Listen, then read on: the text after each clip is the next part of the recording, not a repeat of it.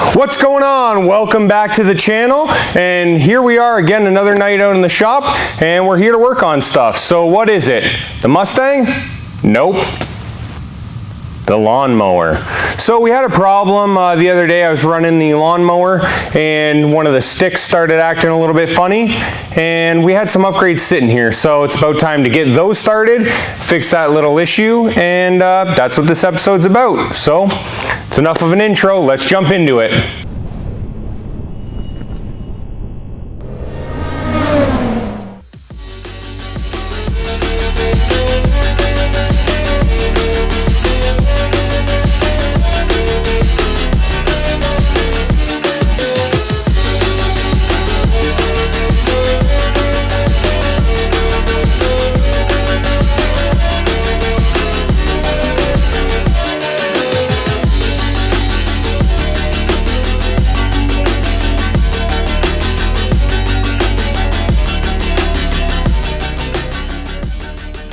Alright, so here we are with the lawnmower. This thing's a Toro 60-inch zero turn, and it's got the My Ride on it, which this whole platform is suspended. There's one up here, one shock up here in the front, and then two in the back, and the whole thing is nice and cushy, and you don't feel any bumps on it. Another cool thing about this mower is it has like a cruise control kind of built into it. So you can push the stick forward to drive, and it'll stay there. Well, when we were cutting the other night, the one in this controller or this stick just stopped working. So it kind of bounces around a lot, and it really is hard to try and keep going straight with it bouncing. It wants to keep, putting the brakes on or putting that wheel in reverse. So first we need to look into what happened here and fix that. And as a secondary issue with it, without that little shock or whatever you want to call it, this thing kind of bounces a lot. There's a lot of vibration that comes through it from the motor, and it ends up, making your hands feel like it's got pins and needles in it, trying to hold this thing for a couple hours to cut the property that we have. So that's first on the docket. We're going to do that. And secondly, tonight we're going to start figuring out and laying out all of the lights. It's kind of hard to cut this property having three little ones, so I'm going to be adding lights to this thing so I can cut at night, and or at least when the sun's going down, if I'm trying to wrap up or whatever after they go to bed. So we're going to be adding some lights. We got lights to go all over this thing, so it shouldn't be an issue. And then I want to start planning out. I want to do a canopy on the top, so if I am cutting during the day on the weekend or whatever, I'm out of the sun. So yeah, let's get to it. Alright, so here's the plan. We threw a couple screwdrivers through the holes here in the front of the forks so that the strap can't slip off. I'm going to wrap the strap around in front of, just on top of each front wheel, and we're going to pick the front end of this thing up so I can see underneath closer at what's going on with this drive stick. So yeah, let's get to it.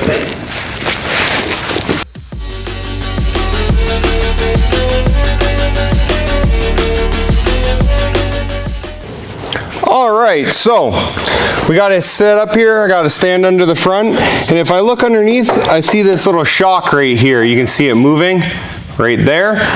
This shock is not connected to anything, and I just found there was a nut or a bolt right here. It had fallen straight down on top of the deck. I'm not sure exactly how it stayed there, but it did. So yeah, this looks like it's going to be a pretty easy job. Alright, so here's a little bolt, like I said, I found in there. Now the bolt looks okay, but where it threads into the aluminum housing up underneath there, it doesn't look too hot. It looks like some of the threads kind of got marred up a bit. So what we're going to do is we're going to throw a little bit of red Loctite on it, and hopefully that holds. If not, I'll have to pull this plastic cover off, and then we can drop a Healy coil in and put it back together. But hopefully a little bit of red Loctite and putting it in will hold. Yeah, so that didn't work. The hole in there is completely messed up. It's not threading in at all. I thought just the first couple threads were marred, but if it got in 3 or 4 or 5, it might be okay. That's not the case, so what we're gonna do is remove this whole plastic cover here on the side of the machine. I'm gonna drill that, tap it a little bit larger, and then we'll just put a larger bolt through it. But yeah, 10-minute job turns into an hour now. Okay, so while this is not absolutely ideal to be pulling all this, it's not the end of the world either. We are going to be adding some lights, as I mentioned, and the battery is located under this cover. So we're going to have to get in here anyways, and I'm going to be putting some switches down. I'm not exactly sure where they're going to go, if I'm going to put them here or on the other side yet. So we have some switches to mount, some wiring to run, so this stuff had to come off anyways. I was just hoping it wouldn't be for this job, that's all. So what we're going to do is pull these covers, and like usual, we'll go ahead, get the cover out of the way, and then we're going to put the bolts back in the hole so we don't lose track if it takes us 2 or 3 days to wrap this up.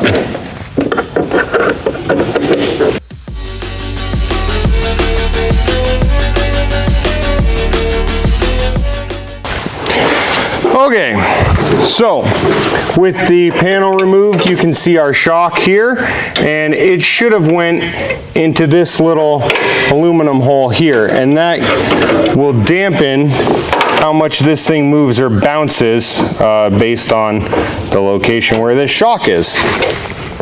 So what we're going to have to do now is I'll take a pair of calipers and I'll measure that hole right there, get the diameter. We'll pick something just above. To me it looks like an M8, so we can probably go 5/16, or we might have to jump up to 3/8. I don't have a ton of metric stuff here, so we're going to try and jump it back to imperial, and yeah, that's how we're going to fix it. Alright, so if you look at the bolt here that was broke or stripped or whatever, there's a small shelf right down here beside the head, and then it goes smaller up here. Well, this is a 1/4 inch thread here, or 1/4 inch size, and that little shelf there is 310 thousandths, which is just under 5/16. So what we want to do is we want to drill and tap this for a 5/16 bolt, and then that'll fit nice and snug in this hole here on the shock, and it'll open that up for us so that we can put some new thread in it. So to do that, you know that the 5/16 tap uses a letter F drill, F for Frank. It's 257 thousandths of an inch, just over a 1/4 inch. So that should cut off just a little bit of material out of that hole. So we're going to take our drill, we'll drill it, we'll send a new tap home, and we should be good to go with this fix.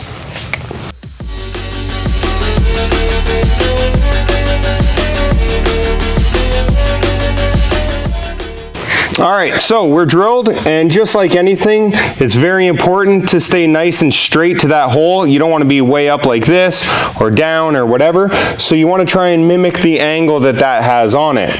Now that that's drilled the right size, we'll go grab our tap and tap it. Alright, so before you start tapping, you want to make sure that you get the hole nice and clean. So we're going to hit it just a little bit of penetrating lube here. That'll give the tap a little bit of lubrication, and it'll clean out some of those chips from us just drilling. So now, same thing, run your tap home.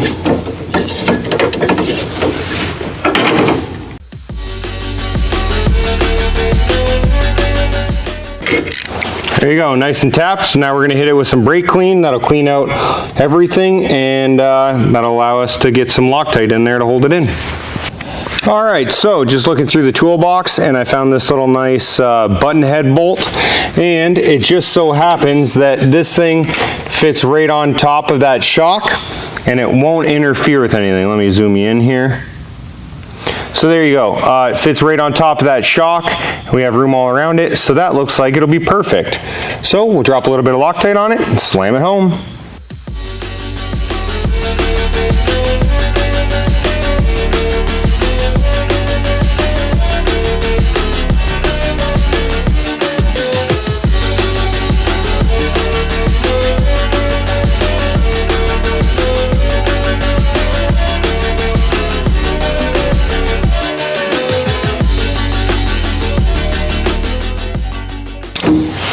There you go.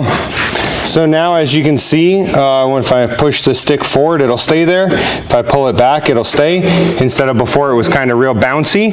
So that's it. That's all we had to do. Nice and quick. And yeah, now we can start wiring. All right, so now that we got that handle fixed, like I mentioned before, we have a couple more things I want to do, and I want to add lighting to the mower. So if you recall, looking at the front of that mower, you have a straight piece in the front, the frame, and then it angles forward away from where you're sitting for the two front wheels. They kind of sit forward of that front crossbar. So my plan was to do something a little bit narrow and sleek. That way, you know, it's not some big awful light that you're going to kick or whatever. It's just going to look dumb. So what I did was I got two different versions of a single row LED light bar. This one here is a 12-inch bar, and it has the same diode all the way across it, as you can see. The second option is a 10-inch bar, and the 10-inch bar has that diode in the center to give it a spotlight, and then on the ends, the last, I don't know, inch or inch and a half is a floodlight. So this one I think is going to be the winner. I'll wire them up here. I'll turn the lights off so we can see, but my plan was to mount that straight ahead, so hopefully it'll flood some light outward and I'll have a spotlight going directly forward. Now I don't think that's going to be just enough light for what I want to do. So again, I measured that distance of what it kind of kicks forward there, and I have 6 inches. So you can't run a 6-inch light bar because the way the mounts work, you'd be outside of that 6 inches. You might be 8 inches overall or something. So what I did was I found these. It's a little 4-inch light bar with just 3 diodes in it, and I think what I can do is mount these kind of angled inward, and what it would do is kind of cross like this. So hopefully the right one would be shining out the left one would be shining out the right, kind of like an X. And hopefully with those 3 lights on the front, that'll be more than enough light for me to be able to cut at night or when the sun's going down or whatever. Now, that solves going forward. What about going in reverse? So the engine on this sits backward a little bit. It kind of V's out away from the frame of the tractor or the lawnmower. So what my plan was I got 2 more of these little 4-inch bars, and my plan is to stand those straight up and down on the end of the motor, so that way if you back into something, there's like a little shield there, it'll hit the shield instead of the light. And I can tip these out just ever so slightly so I get a little bit of side light and also some reverse light. Now, all that said, what we're going to do tonight is hopefully drill all the holes for all of this, and then tomorrow my new tool should be here. I got a riv nut tool. So what that does is puts a nut into thin metal, sheet metal, and I can show you how that works. But yeah, I'm going to run a couple riv nuts in there, and that'll hold these light bars to the frame or the chassis of the tractor, front and rear. So my plan tonight is to lay them out, drill them, and maybe start running some of the wiring. Now we are going to be running some extra wiring because I do have one more little thing that should be here this weekend, and yeah, it's going to take this lawnmower build over the top. All right, so went and I put the one light bar underneath. This is the 10-inch, the smaller one, and I put a 12-inch on the top and then 2 of the little 4-inch ones, one here pointed to the left and one on the left pointed over to the right. When I turned them on, this 10-inch one was so bright that these 3, didn't matter if they were on or off, it didn't add any extra light to the front. So there's no point in me, I wanted to put all of them, but if it's not going to do anything, there's no point. So I'm going to just leave the 10-inch underneath here, and then I put the 12-inch in the back. Let's jump around the back now, and I'll show you where I mounted that one.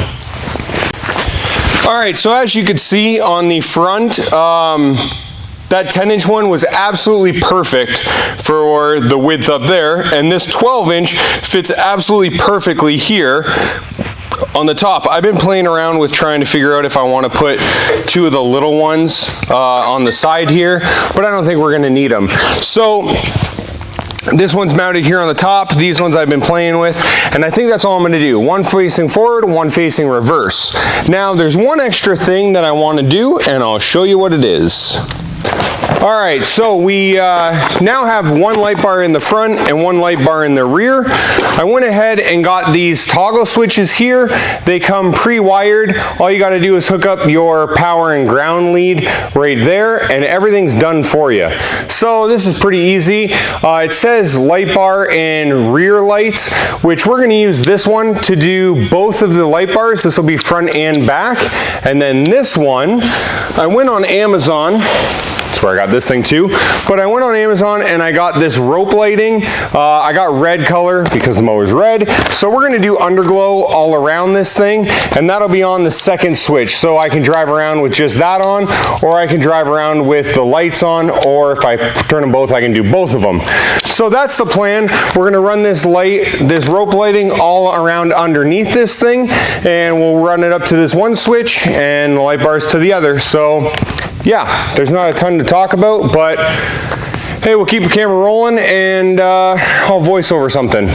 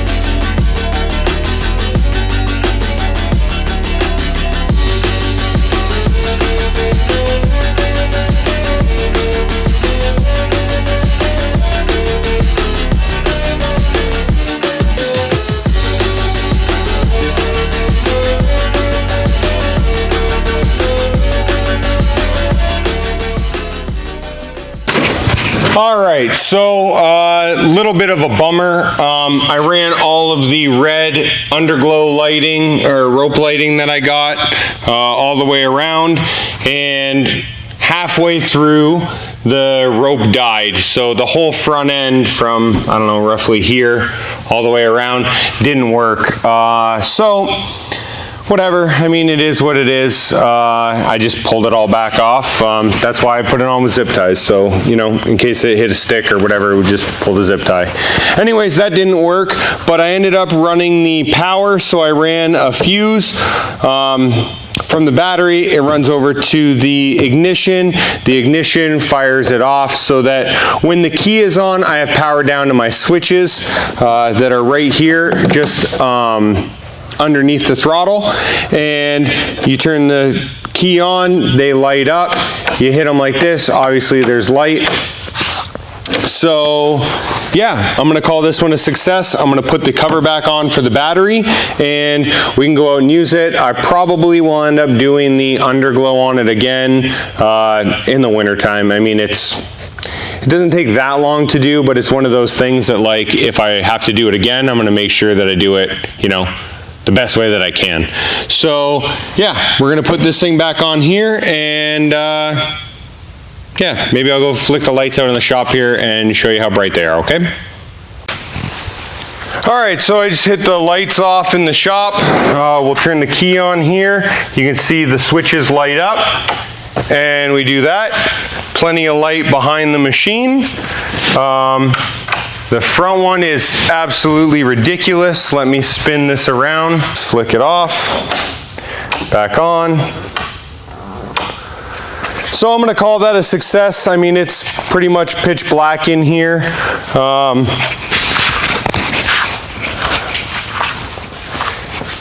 Yeah, so there you go. I'm gonna call this a success. It's, you know, pitch black in here now, so we'll throw a couple covers on. That thing's ready to go back out to service for the rest of the season. And like I said, this winter we'll go ahead and do the red underglow again. So anyways, that's all we got for tonight. Hope you enjoyed it, and yeah, do stuff.